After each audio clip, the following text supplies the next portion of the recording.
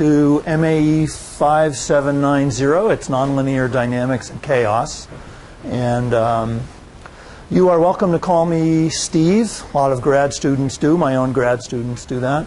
Or you could say Professor or Professor Strogatz, whatever feels most comfortable.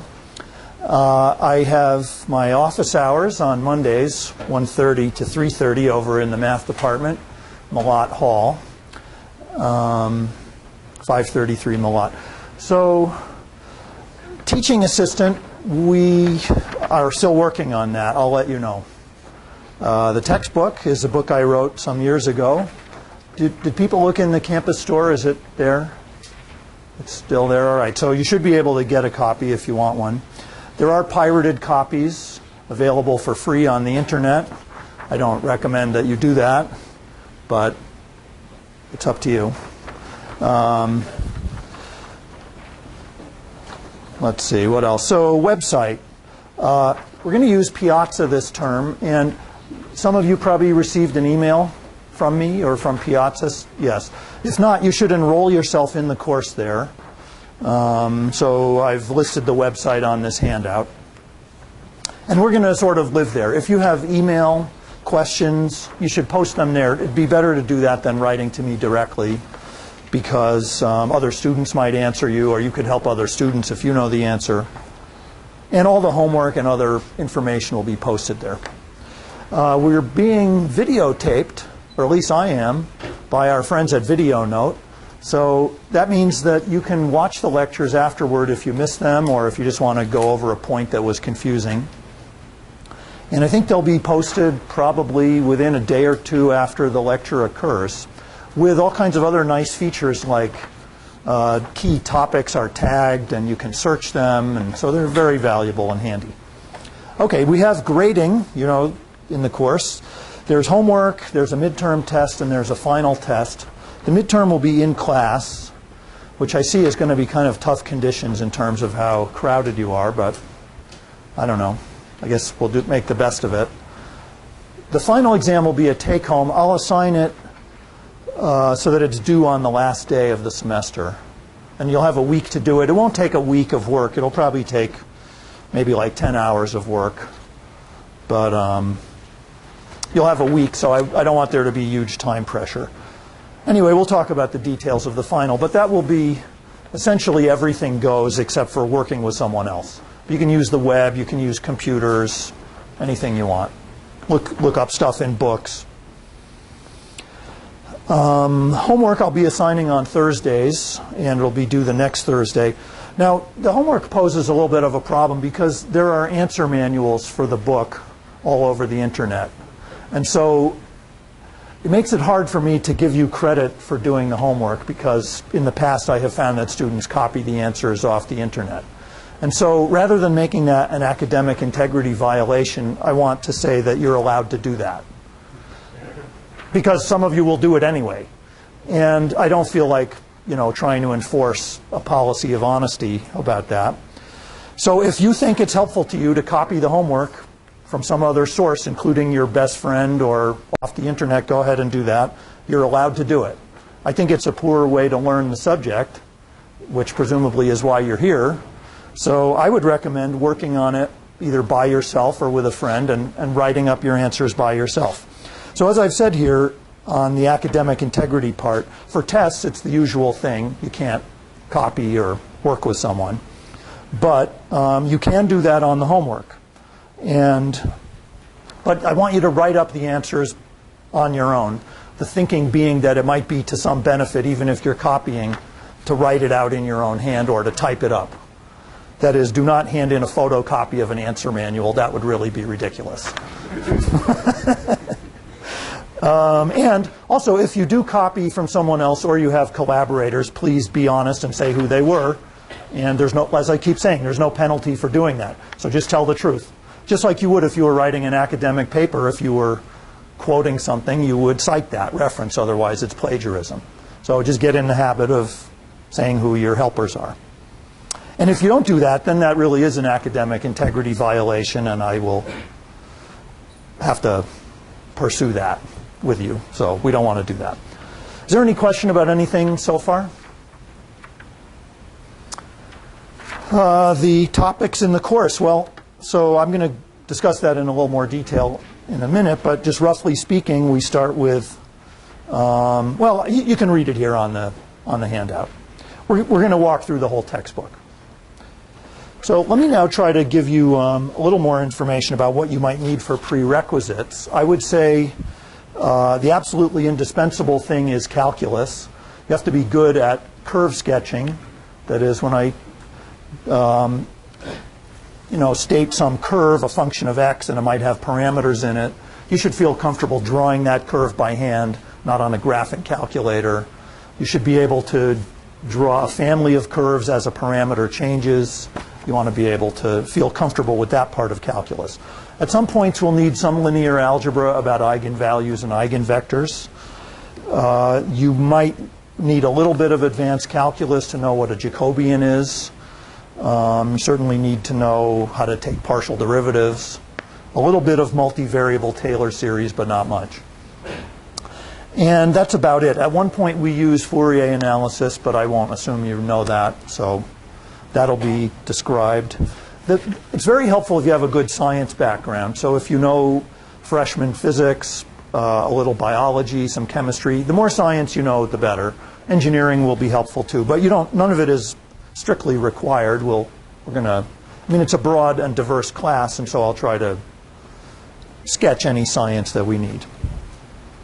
The level is mostly first-year grad students. A lot of good undergraduates ask if they could take the course. Yes, you can. Traditionally, sophomores have trouble with it, but if you really work hard, you can do it. It's a surprisingly tricky course. It'll seem trivial, but there are subtleties in it, so you do have to pay. That is, the style of thinking is different from what you're used to. It won't look like a math course with a lot of calculations or proofs. It will involve a lot of visualizing and geometric thinking and intuition. And so if you like that, you'll love the course. But it will seem different, I think, than what you're used to. So I think, also we'll make frequent use of the computer. You should feel comfortable either solving differential equations in a program like Maple or MATLAB or Mathematica. Or if you don't do those, you could write your own code. You could use Python. I don't really care how you do it, but you got to use computers to solve nonlinear differential equations sometimes, and so you should expect to be doing that. There are things on the web that you can use too. There are applets that will be helpful that I'll refer you to. Okay, so I think I'm ready to start unless there are any questions about anything. Does that cover it? Nothing? Okay, I like an interactive class, so feel free to ask or comment at any point. Let me start with giving you two overviews of the subject, and then we will go into the nitty-gritty of how to calculate certain things or visualize certain things. So first, let's start with history. That is, what is this subject about and how did it evolve?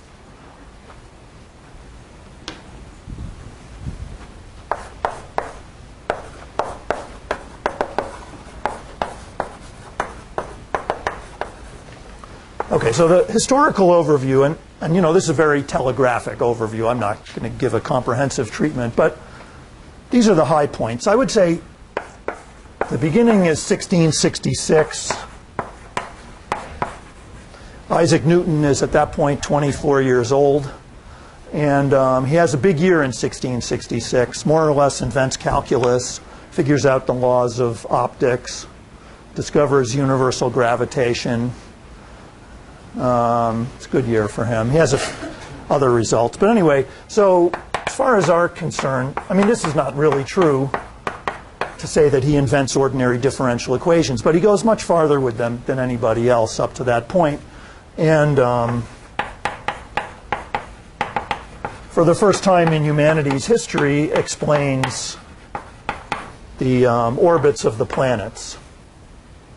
That is, Kepler has already calculated from Tycho Brahe's data that the planets move in ellipses, and he has his other two laws of planetary motion, and Newton can explain all of them from universal gravitation plus calculus plus his three laws of motion. So that's the beginning of dynamics. But then you know, interestingly, he has solved, at that point, what we think of as the two-body problem. That is, a planet being pulled by Earth or another planet being pulled by the sun's gravity. That's when he is able to explain elliptical orbits. But to do that, he's had to neglect all the other planets in the solar system or all other objects in the universe. So that's why we say two-body problem, just the sun and a planet. But what about if there are more bodies, which of course there are, like moons or the other planets? Well, that's then the three-body problem or the n-body problem, and Newton can't solve it. And he actually writes to one of his friends that no problem has ever made his head ache like the problem of the three bodies. Although he calls it the problem of the moon, but that's what he means, the three-body problem. So he doesn't solve it, and neither does anybody else. But people work on it for several hundred years. And so I'm going to fast forward to around the late 1800s. So it's now like 1890, and still nobody has solved the three-body problem. Everybody has tried. Euler, all the greats, Gauss. And finally, Poincaré explains what the trouble is. That is, in fact, you can't really solve the three-body problem. So Poincaré introduces a geometric approach as opposed to the analytical calculus-based approach. Yes, do you have a question? Poincaré more or less proves that you can't solve the three-body problem in the traditional sense of looking for closed-form analytical expressions. That is, he uncovers I mean, I don't know if it's debatable whether it's a proof, but he certainly recognizes what the difficulty is in a fundamental way that other people hadn't recognized. And nowadays, we would say that his arguments can be made into a proof. So, yes, I would say so. But anyway, through his work where he uses geometry and visualization instead of calculus, or supplementing calculus, he sees the thing that we would now call chaos for the first time. So that is, his geometric approach is based on a concept that we're going to call phase space. And I'll hopefully show you a little bit about phase space later in the lecture. But his work gives us a glimpse of chaos. So people like to say that Poincaré discovered chaos. And now, you may be wondering what's the definition of chaos, and we'll be discussing that in a lot of detail later in the course. But for now, you should think of the key ingredients as being a phenomenon that occurs in deterministic systems. So deterministic meaning governed by rules that have no randomness in them. There's nothing stochastic in them. The present state determines the future state in such a system. And so in these deterministic systems, you can sometimes have aperiodic, seemingly unpredictable behavior.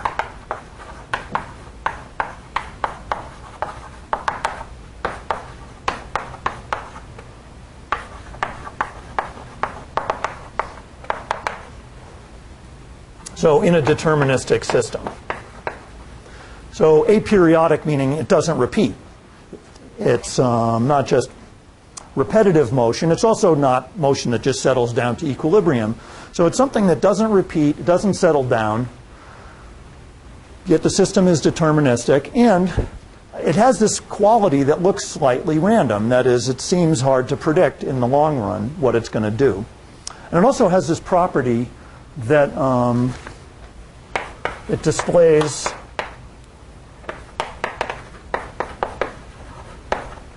what we're going to later call sensitive dependence on initial conditions.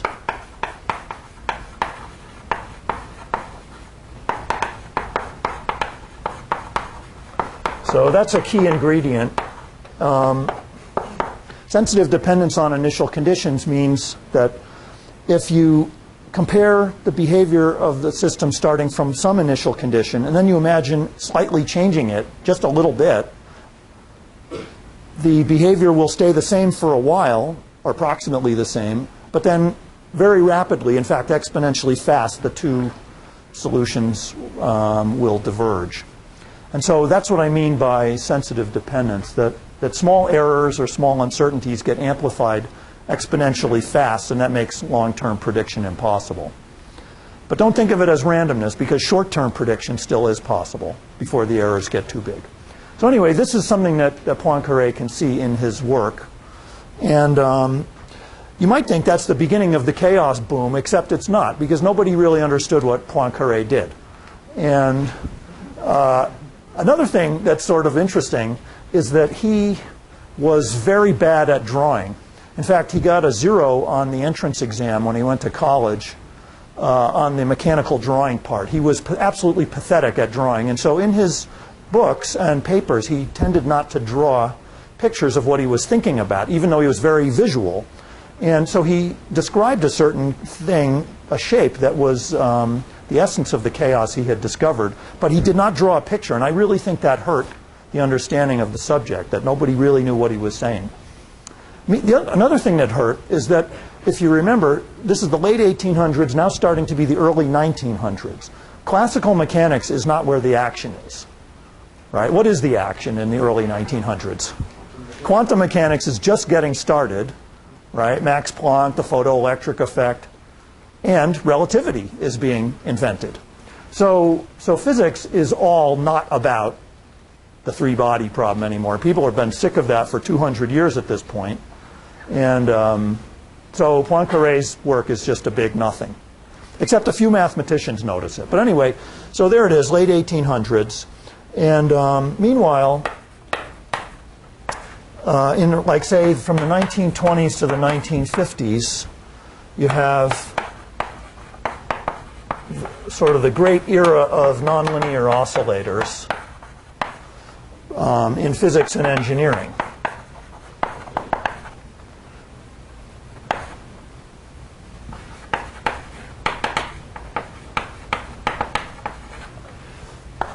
So, for example, things like radios are invented that are based on vacuum tube technology, where a vacuum tube is a precursor to nowadays we use semiconductors, transistors. The radio, though, uses this interesting vacuum tube that is a nonlinear oscillator. And you could also view radar and phase-locked loops for communications, lasers. These are all examples of things that rely on nonlinear dynamics for their functioning. So if you read books about nonlinear dynamics from this era, it'll be all about nonlinear oscillations. And nobody's talking about chaos, because, like I say, that's sort of forgotten.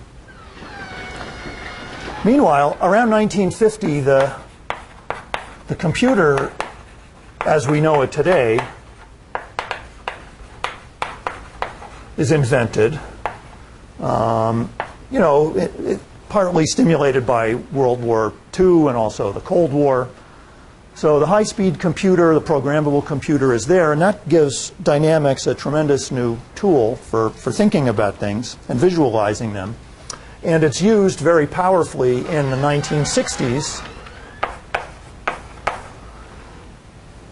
especially by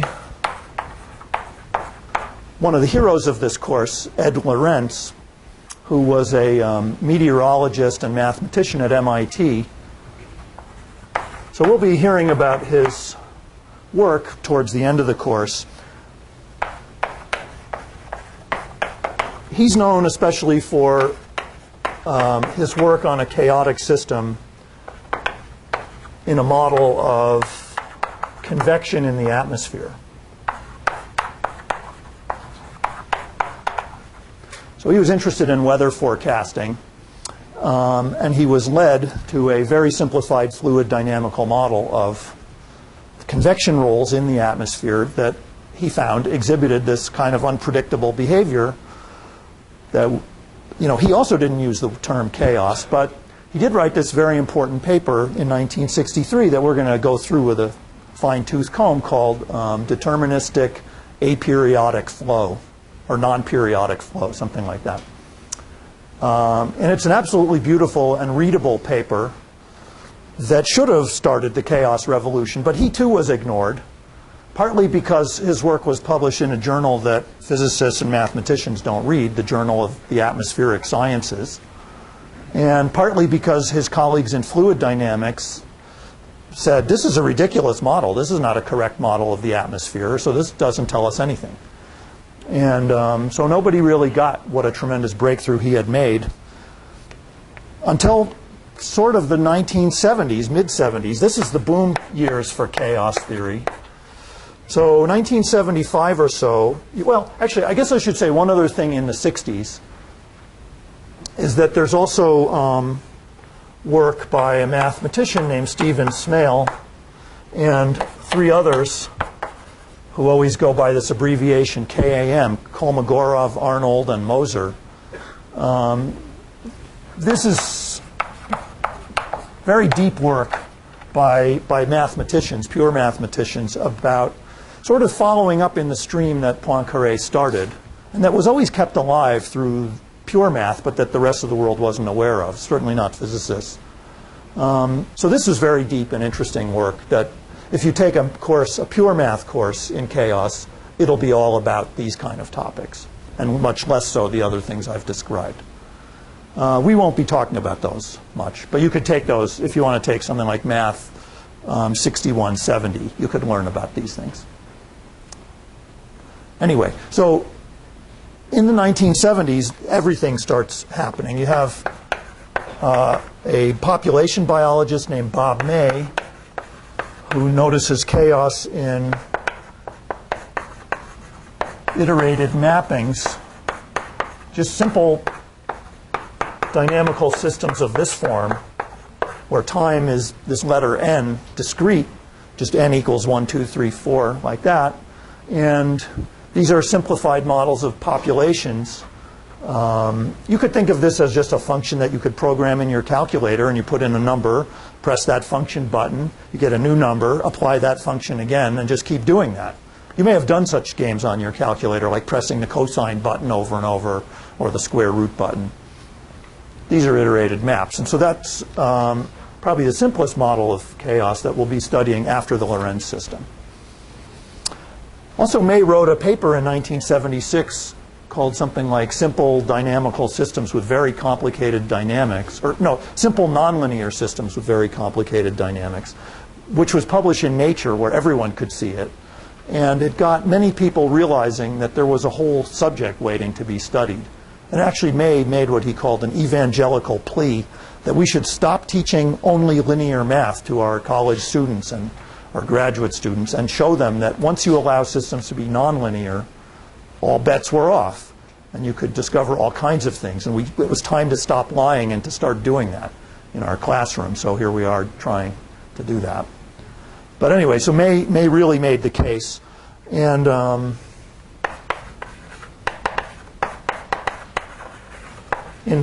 in particular, he studied something that we call the logistic equation in population biology. And that is one of the very simplest models of chaos about which a lot is known nowadays. Meanwhile, there's Benoit Mandelbrot, who has his own way of looking at everything, and roughly speaking starts the subject of fractals, which turn out to be intimately related to chaos. And so we'll see that connection later in the semester. But so that started happening in the 70s.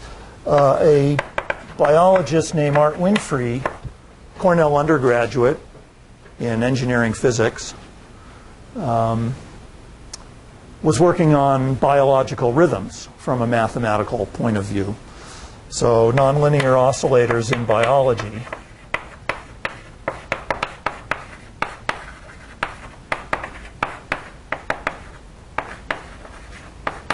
He was my mentor, so I have a special affection for him and his memory.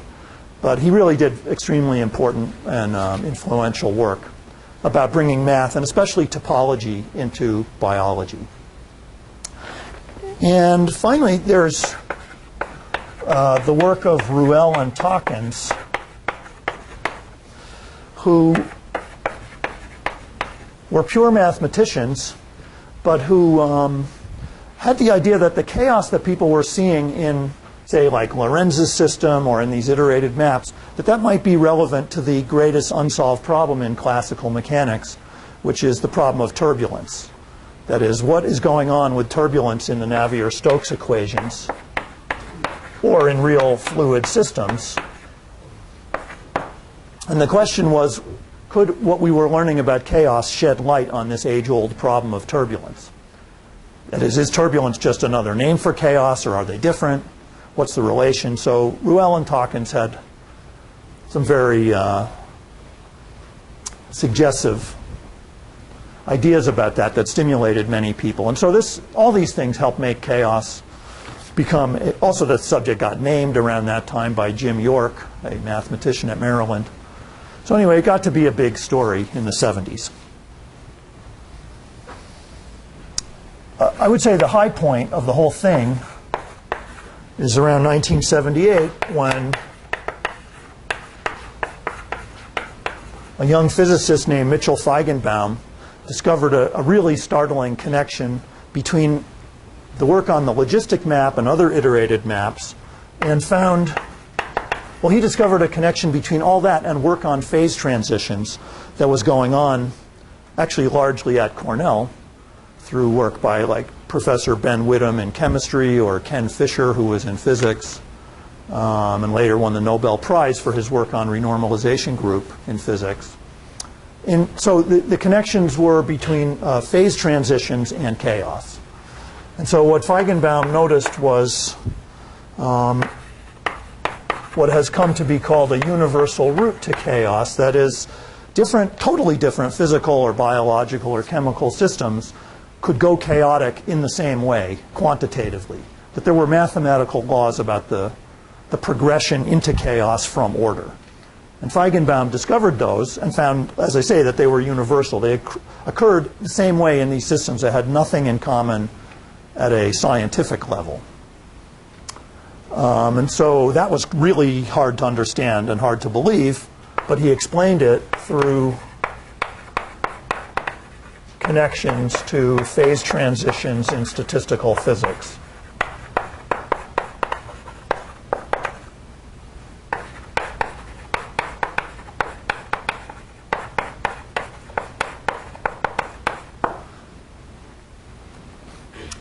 And so that's a high point of this course, as well as of the whole subject of chaos theory. And we'll be looking at that later in the semester, what Feigenbaum did.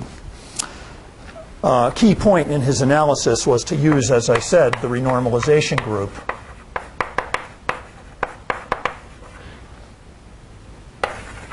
Which I don't assume you've taken a graduate statistical mechanics course, so I'm going to give you a baby version of renormalization and try to explain what it was that Feigenbaum did.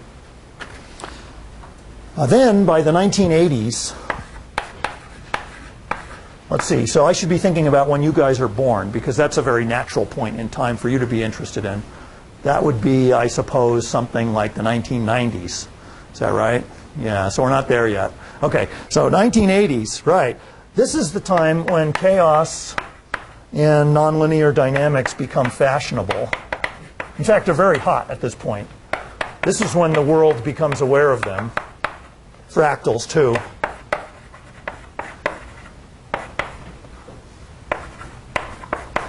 So hot, hot, hot. And you have, like a high point there is that James Glick's book on chaos, called Chaos, Making a New Science, gets published in 1987 and later translated into 25 languages, sells millions of copies. Everybody's hearing about chaos. You can buy T-shirts with fractals on them, screensavers, coffee mugs. Steven Spielberg makes Jurassic Park in the early 90s. The hero, one of the heroes, is a chaos theorist who says, I think there might be trouble if you have these dinosaurs in this park. Maybe you can't, it's hard to predict what will happen. You've seen that movie, right? And he's trying to explain the butterfly effect on Laura Dern's hand. Jeff Goldblum, I mean. So anyway, yeah, that was in the early 90s. But Jurassic Park, I think, was written a little before that. Anyway, so the pop culture becomes aware of it, and meanwhile there's all kinds of experimental confirmations of these theoretical ideas.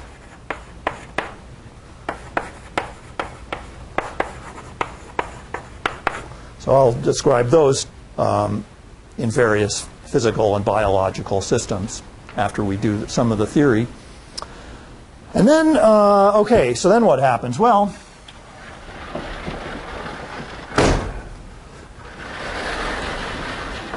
then you guys are born, it's the 1990s, and I would say by that point chaos theory has pretty much peaked. And there's some work on engineering applications of chaos.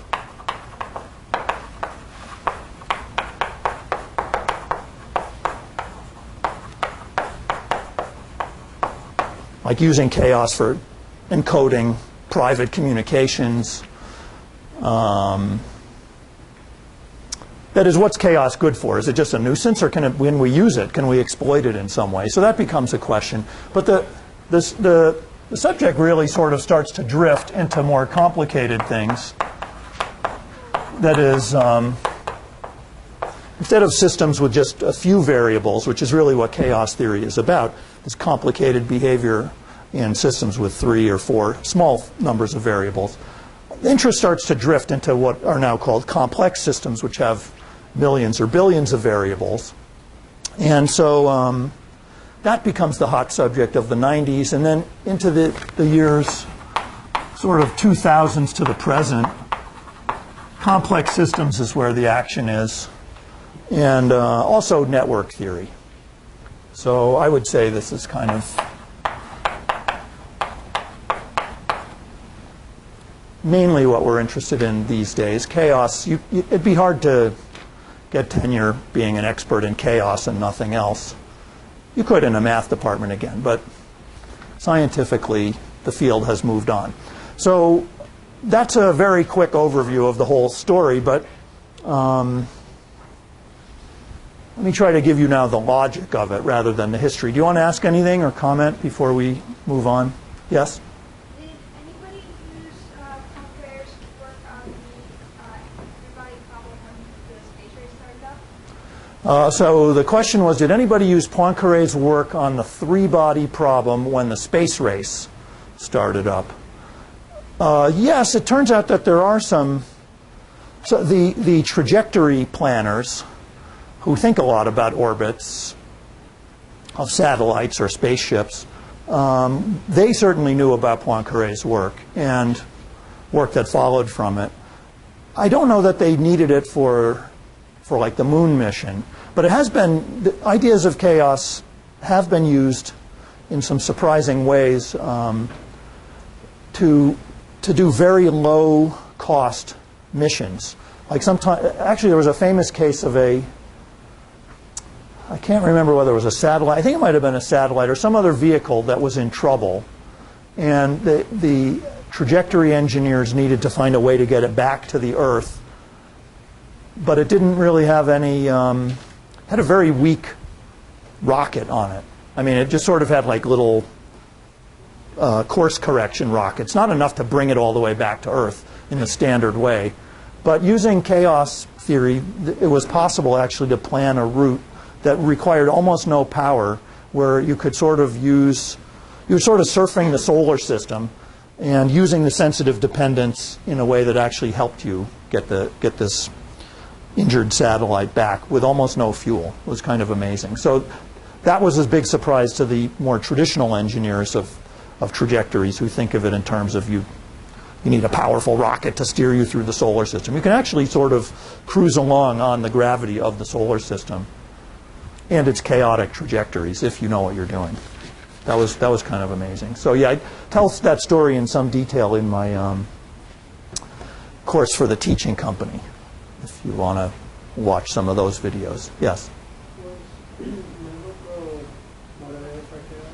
Oh, so the question is, was Mandelbrot motivated by chaos? I think his work is a parallel stream. He was aware of it, but I wouldn't say he was motivated by it. He was thinking about a lot of real-world problems about the behavior of the stock market or language, the shape of clouds and galaxies. I mean, he was very interested in nature and the geometry of nature.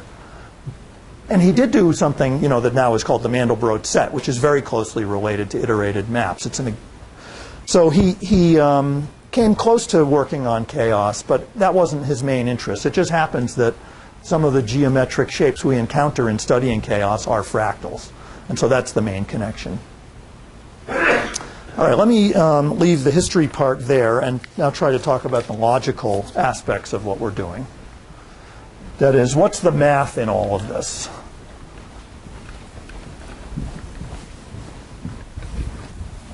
And I want to end this part by showing you one big picture that is going to guide us for the whole semester. So you'll know where we are after you have this picture in mind.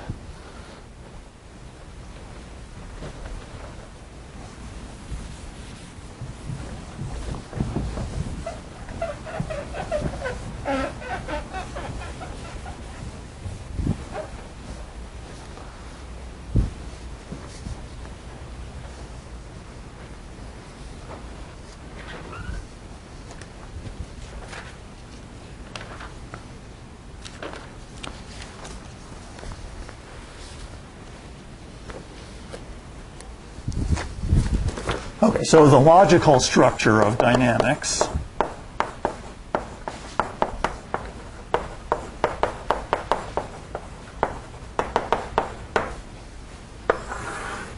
I'm using dynamics to refer to the whole subject here. Anything that changes in time I would consider part of dynamics, as opposed to the narrower view that you might have that it has to do with F equals MA or something like that. It's much bigger than F equals MA. Really what we're studying here are differential equations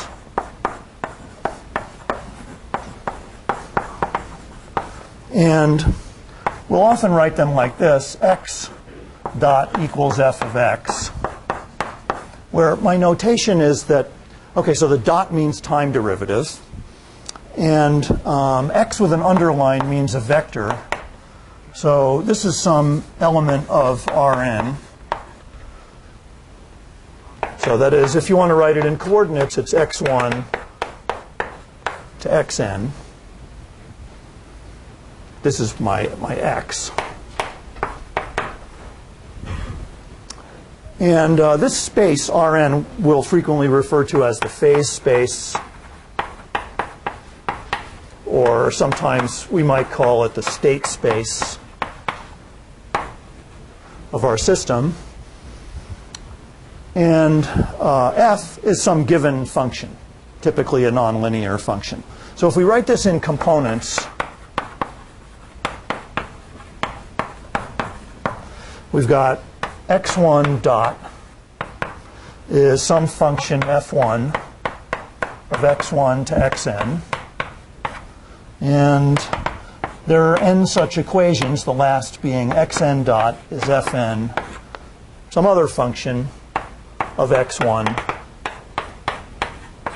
to xn. So it's a system of n coupled ordinary differential equations that we're thinking about. And so these f's are some given functions that depend on what the problem is we're studying. And we would say that the system is linear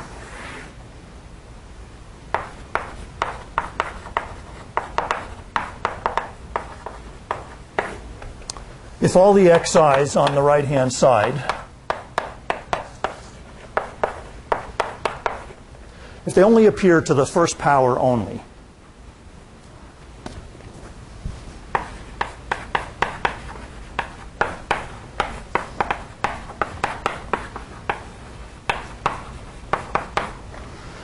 So by that I mean that there are no products or powers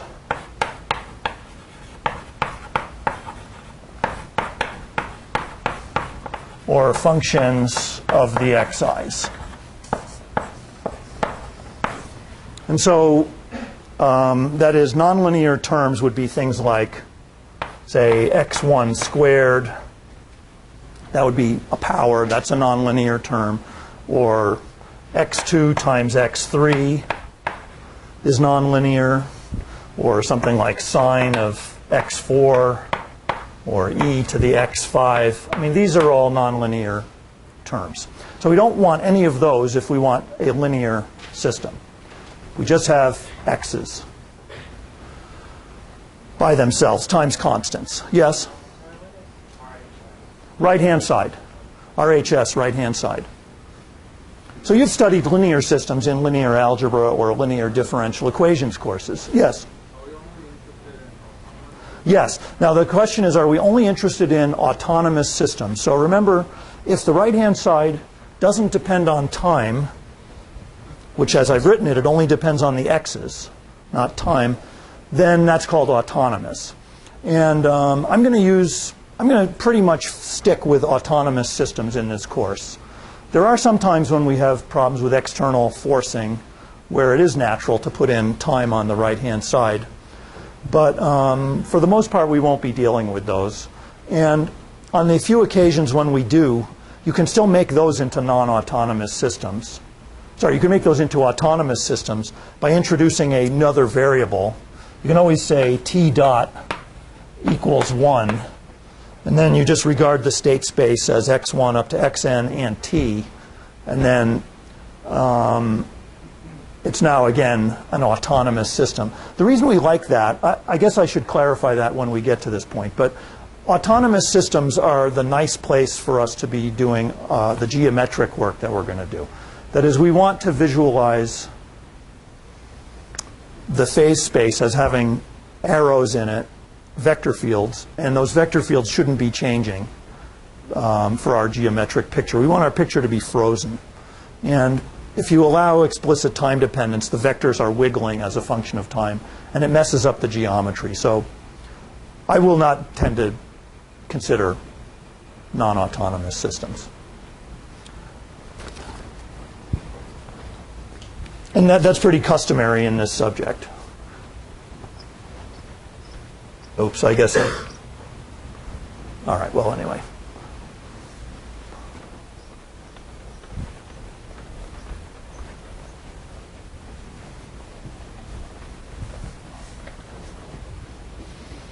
So let me give you, so by the way, well, any system that's not linear is called nonlinear.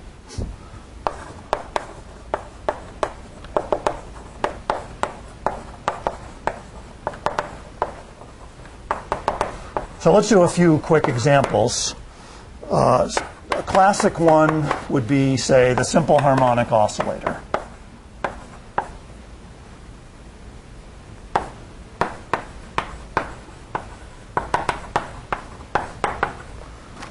Which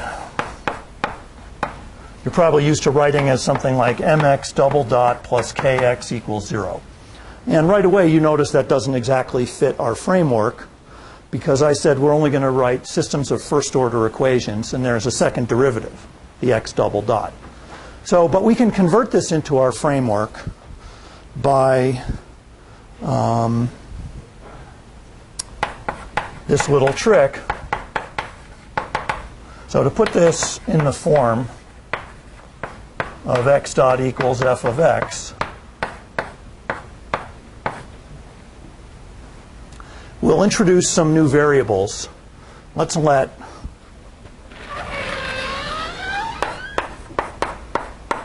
x1 will be x, and x2 we'll define as x dot. And with that choice, then, notice that x1 dot is just the same thing as x2, because they're both equal to x dot. And x2 dot is, well, that would be x double dot, which according to this formula would be minus k x1 over m.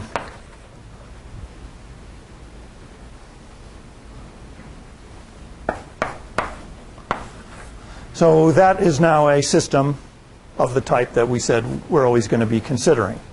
Two first-order equations coupled. Notice it's linear because x1 and x2 only appear to the first power. So we would consider this a linear second-order system.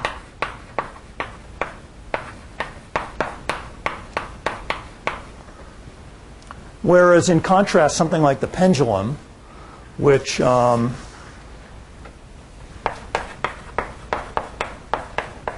ignoring the constants, the pendulum can be written as x double dot plus sine x equals 0. Using the same trick as what we just did with the x1 and the x2, this one would correspond to x1 dot is x2, x2 dot is minus sine x1, and this would be nonlinear.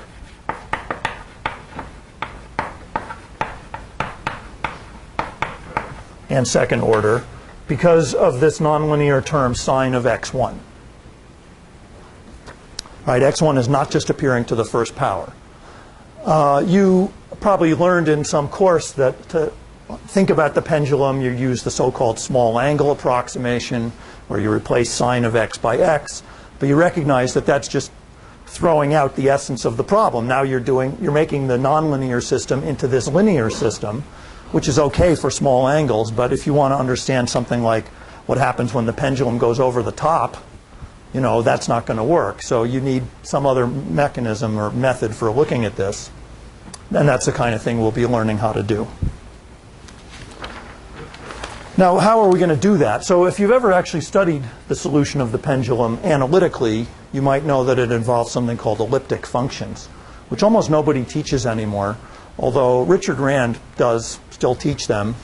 So you could learn about them in a course that he teaches on Hamiltonian dynamics or nonlinear vibrations. I think either of those, he'll tell you about elliptic functions. But that's not the approach we're taking. We're not going to use tricky special functions. Instead, we're going to be using pictures. And here's our point of view. So this is the Poincaré idea I mentioned about geometry as the key to thinking about nonlinear systems. So for us, a solution of the problem, that is, suppose I knew x1 as a function of time and x2 as a function of time. If I had a solution like that, I could think of it as a point moving along a trajectory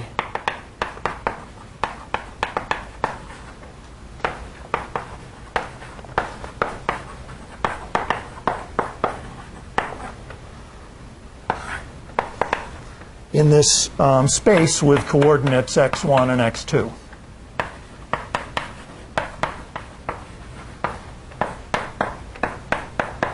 That is, we would draw a picture, x1, x2 as the axes, and then, at, say, the initial time, x1 and x2 are at some place. So that would correspond to being a point in this x1, x2 space. And then as time goes on, that point moves to some other point, which means that if you connect the dots, you're going to get what I'm referring to as a trajectory. So you could think of this as parametric equations for that trajectory. So instead of thinking about solutions in this sense, we're going to try to think about trajectories in these phase spaces. And here's Poincaré's great idea, which is that the big idea is that it's possible to run this construction in reverse. That is, we can figure out what the trajectories look like and thereby gain information about the solutions. And we can do it without solving the equation analytically. That's the trick. We're going to use some kind of argument to figure out what the trajectories look like without actually solving them explicitly.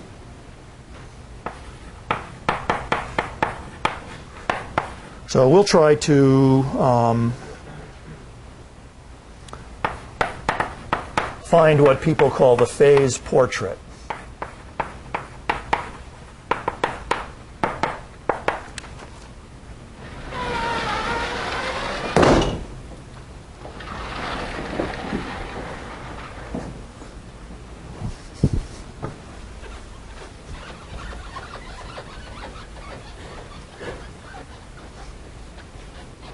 where by phase portrait I mean a picture of all the qualitatively different trajectories.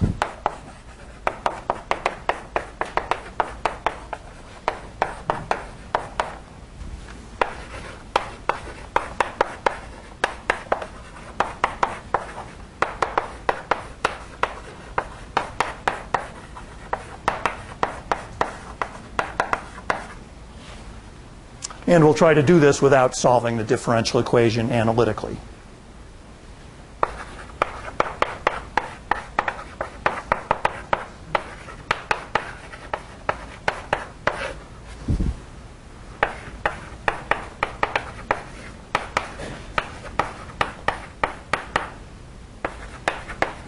So we'll find it without solving the differential equation analytically, and that then is the essence of the whole course, really.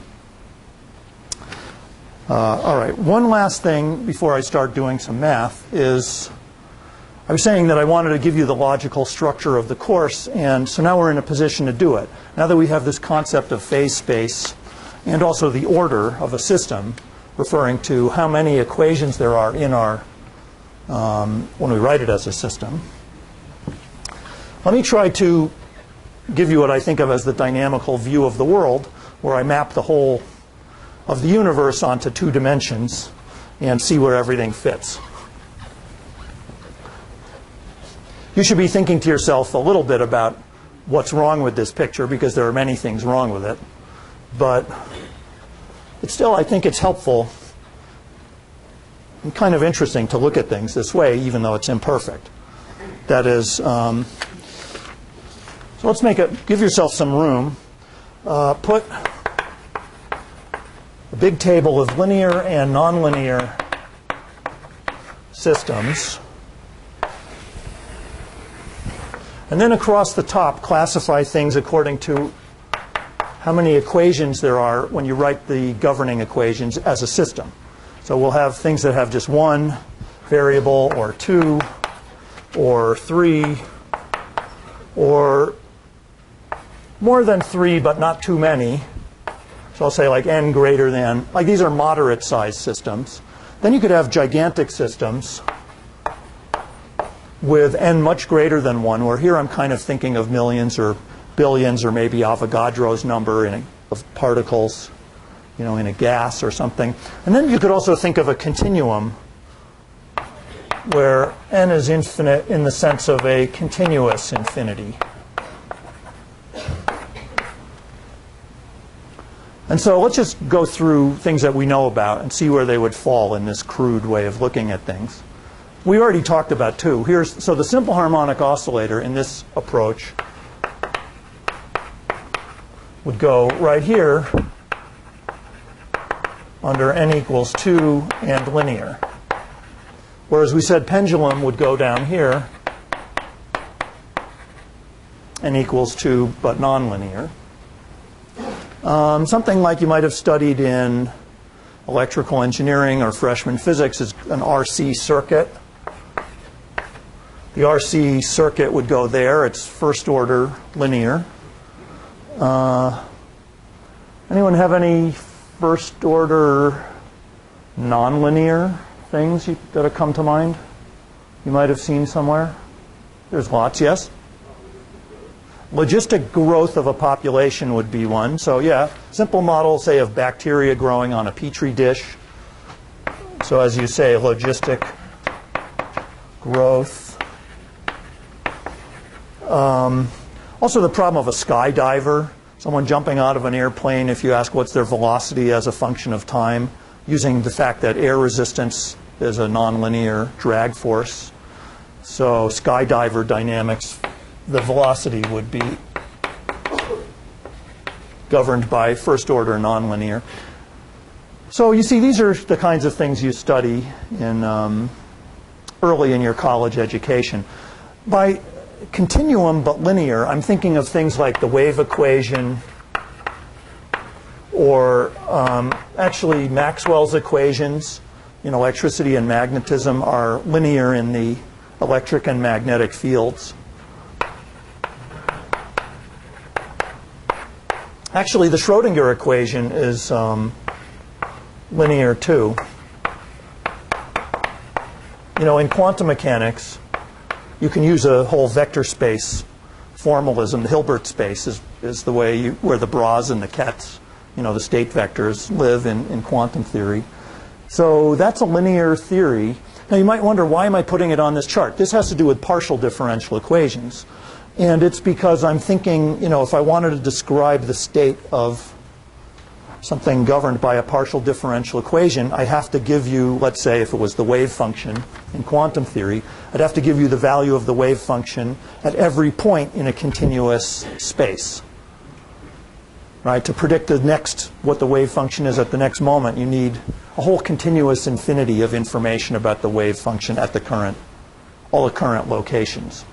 So in this sense, you could think of partial differential equations as living in this column, whereas the nonlinear ones would include something like general relativity, or the problem of turbulence, or in the case of biology, to understand fibrillation in a heart, the most deadly kind of arrhythmia, that's governed by nonlinear partial differential equations.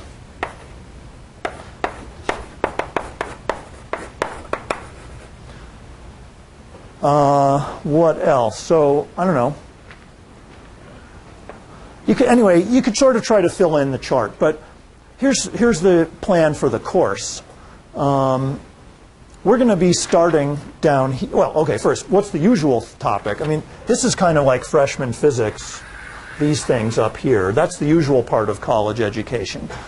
And then, after doing that, it's traditional to jump way over to here and learn about these kinds of things, heat equation, wave equation, and so on. So the linear PDEs that you study in lots of different subjects. So those tend to come next. But we will mostly be starting down here and going this way, from first order nonlinear systems to second order, and then into third order, which is where the Lorentz system lives.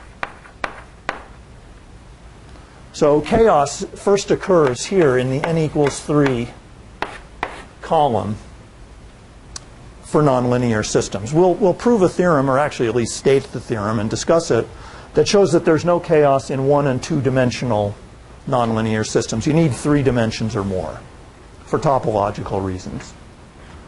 So, and the Lorentz system is an example of such a thing where this starts to occur.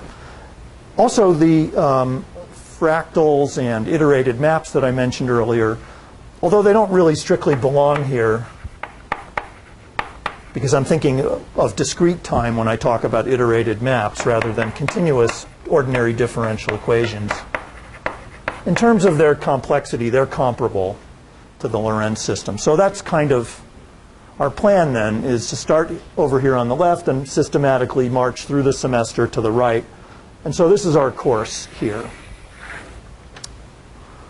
Whereas a lot of the hottest stuff in science today, as I say, involves networks. They're very large, nonlinear.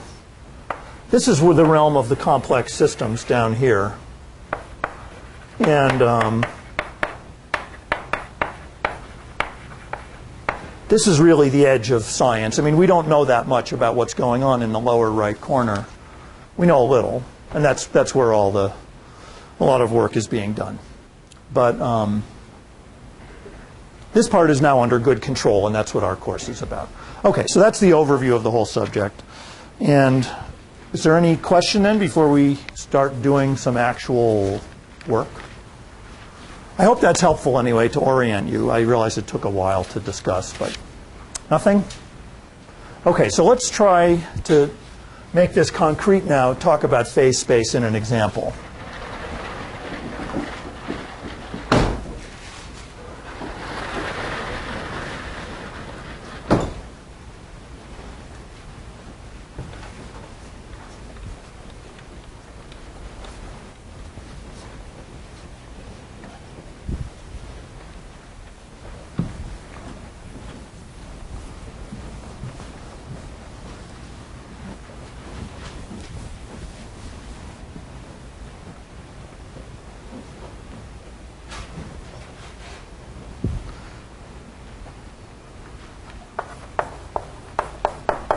what we just discussed was Chapter 1 in the book. And so now we're in Chapter 2.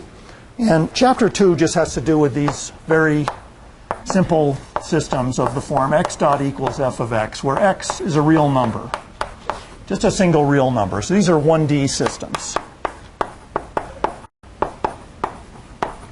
1D because I want to think about them geometrically as having to do with flow on a line, just a one-dimensional line like the real axis, the x-axis.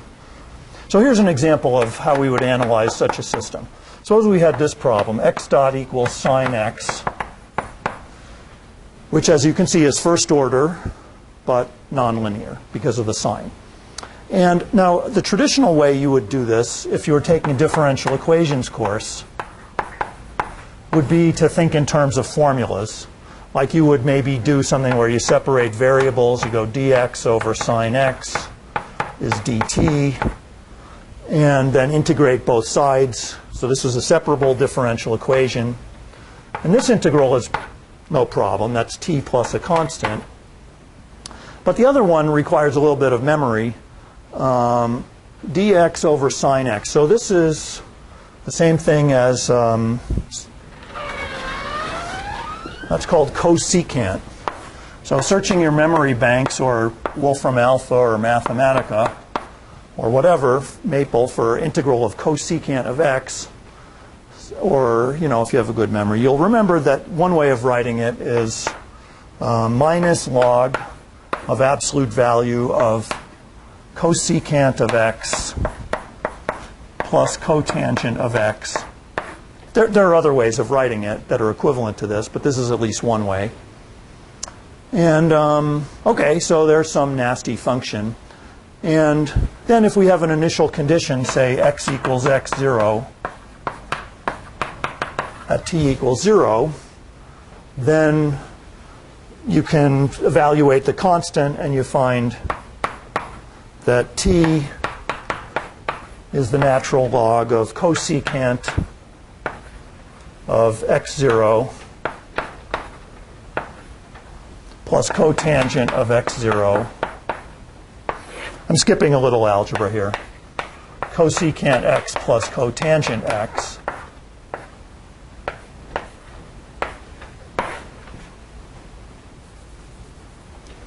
And I'm writing this mainly to horrify you. That is, you're supposed to think that that's correct, but not very illuminating. In particular, it's not so obvious how to solve for x in terms of t, which is what you probably want to do. If you're good with trig, you can do it. So that you could get x of, you can invert this, but it's a little bit of work.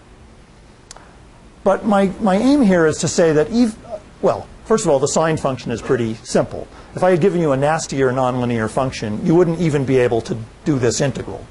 So we're kind of at the outer edge of what's possible here with this example. We could do this integral, but even then it's not very helpful. Like suppose I ask you just an easy question like, say, suppose x0 is pi over 4. Then what's the long-term behavior? That is, what is the limit as t goes to infinity of x of t? That should be possible to just read off from that formula. But I guess I claim it's not so obvious when you look at the formula, whereas if you draw a picture, it's much easier to see what's going on. So I want to show you the way we're going to think about this problem. Rather than analytically, we will draw a picture, which is we draw x dot versus x. And we regard x as the, think of x as the position of an imaginary particle.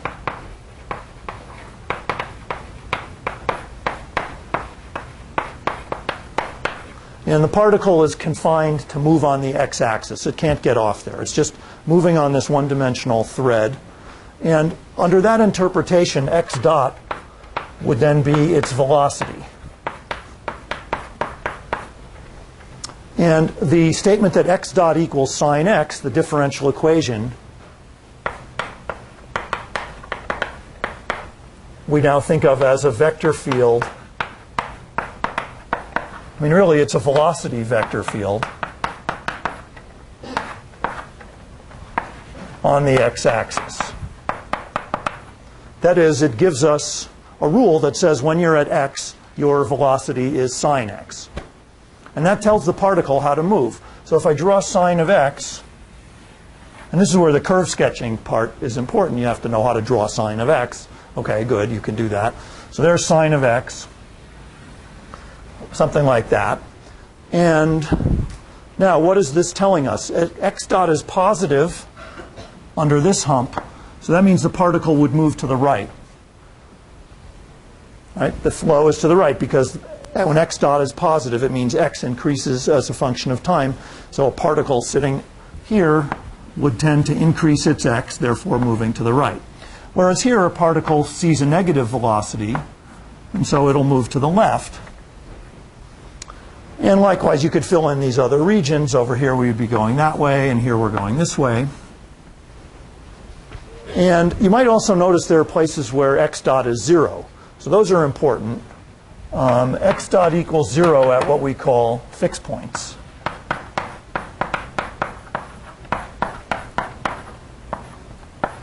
And we'll use the notation x star for fixed points. Because when you're at a fixed point, you have no velocity, and so you don't move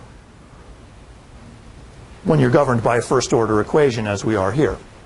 So that is, let's indicate those fixed points by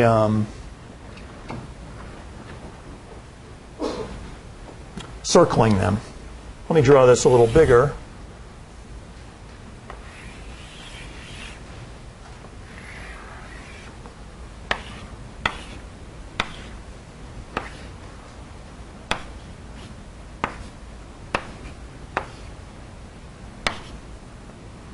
Okay, so I've circled the fixed points, and notice that there's two types of fixed points. And so we're going to indicate that by the ones with the arrows pointing toward them, I'll fill in. And the ones where the arrows are pointing away, I'll leave open. This, remember, was x equals 0 here. And so now you can see what the answer is to our little puzzle, that if we started here at pi over 4, you can see what the particle would do. It's just going to start moving to the right. In fact, you can see how fast it's moving to the right by just consulting this function.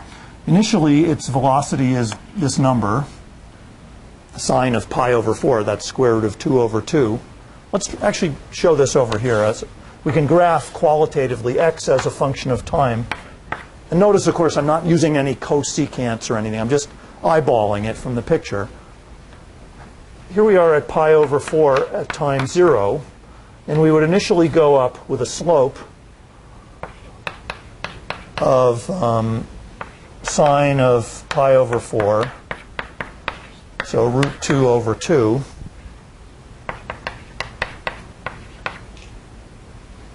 That's that. Then the particle moves to the right, and at some point it gets underneath this maximum.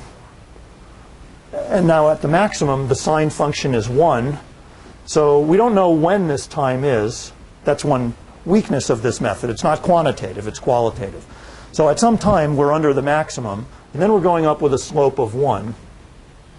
So that's steeper than what I had drawn earlier. Then later, we're still moving to the right, and will at some point be, like, say, at 3 pi over 4. So this was at pi over 2. Then there's 3 pi over 4. And we're now going up, again, with this square root of 2 over 2 slope. And then you notice that as we keep going, we're now approaching this fixed point, and in fact, we're going to asymptotically approach it and get there as, never get there, but approach it as time goes to infinity. So you can now see the answer is that the limit of x of t as t goes to infinity for this initial condition will be pi. But we can also see the shape of the trajectory, or the time series, that here is pi. And so we're going to asymptotically approach, that is the time series here. I don't want to say trajectory because the trajectory is happening over here on the x-axis in the phase space. But our time series, x as a function of t, will be qualitatively like this. That is, we get some information that where initially x is growing concave up, it's accelerating, it's going faster and faster until it crosses pi over 2. Then it's concave down, it's decelerating as it approaches pi. Okay, so that's an example of the use of phase space arguments to draw something, qualitatively right without doing much work. I don't know if I used the names, but I meant to say that these kinds of fixed points are called stable. Stable meaning that nearby trajectories are attracted to the point. So if we perturb away from it, we'll be drawn back. Whereas this kind of fixed point is unstable. The arrows are flowing away from it. And so a little disturbance will get amplified and grow. It'll become bigger.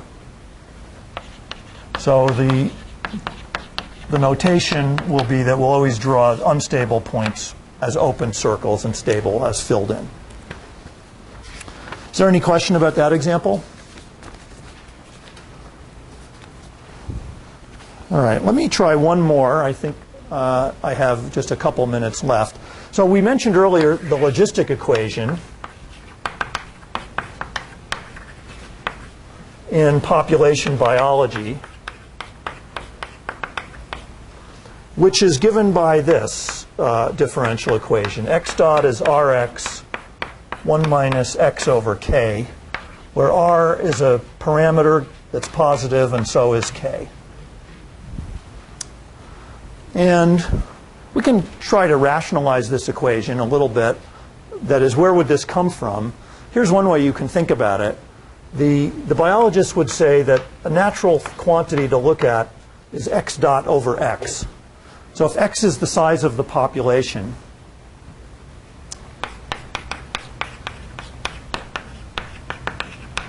like think of a lot of bacteria growing on a dish with some nutrient that's keeping them alive.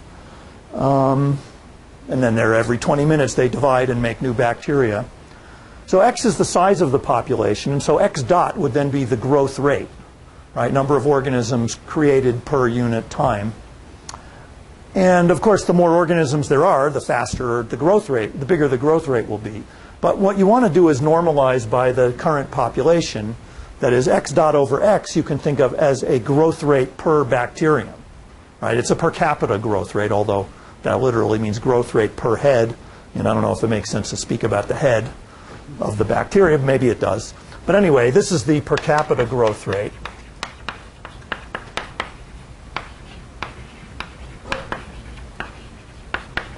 And so in the logistic model, the idea is that the per capita growth rate as a function of the population is the simplest possible thing that decreases. It's just a straight line that decreases from some value of R, when this would be the growth rate if there are very few bacteria around. That would just lead to exponential growth. And the reason for the logistic model is to say, well, exponential growth might be true when there aren't many bacteria, but once there's a lot of them and they're crowding each other out on the dish, then they're going to be competing for food, and at some point there's such overcrowding that the growth rate should go down per capita. And in fact, at this place, called the carrying capacity, the growth rate will equal the death rate. And if there's more bacteria than the carrying capacity, K, then actually you'd expect, now they're going to start dying faster than they're being born. They're overcrowded. So this is the simplest model that includes the effect of overcrowding.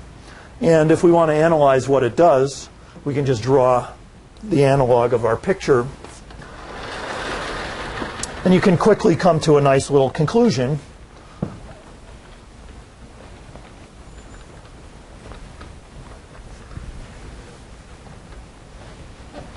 That is, if we draw x dot versus x, it's just a parabola, right? Because Rx 1 minus x over k is a graph of a parabola. with roots at k and 0. And notice this is positive here. There's a fixed point, and there's a fixed point. And then it's negative on this side. And so the prediction is that there's a stable fixed point at the carrying capacity. That is, if you start this population of bacteria anywhere, they will grow up till they eventually reach the level k. So x of t will go to k as t goes to infinity. That is, if the initial condition is positive. If there's any number of bacteria to begin with, they'll just eventually reach the, quote, carrying capacity. That's how much the dish can support. And if there were more than that, then they would die out, again, until they get to the carrying capacity. So with that, you can see, it took very little work to come to that conclusion, but that's the power of this kind of method. Okay, so let us quit there, and I'll see you next time.